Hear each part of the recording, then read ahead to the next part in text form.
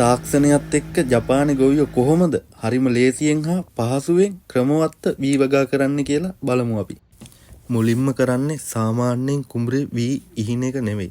වී යට ප්ලාස්ටික් තැටිවල ඒ සඳහාම සකස් කරපු පස් මිශ්‍රණයක වපුරනවා. තති කිහිපයකින් මේවා අඟල් 5ක් 6ක් විතර උසට ලස්සනට වැවෙනවා. ඔය පෙනෙන ආකාරයට තැටිවල තියෙන වී පැල යන්ත්‍රය මතින් තබා ගන්නවා.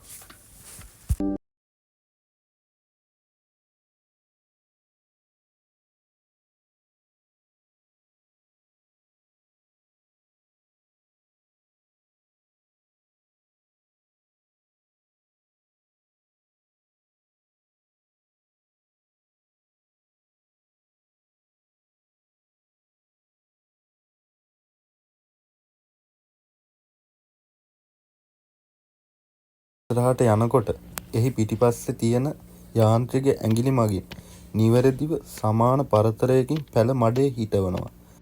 ඉතින් ඒ වගේම දිනකට සාමාන්‍යයෙන් අක්කර 10ක් 15ක් වගේ ප්‍රමාණයක් එම යන්ත්‍රය මගින් හිටවා ගන්න පුළුවන්.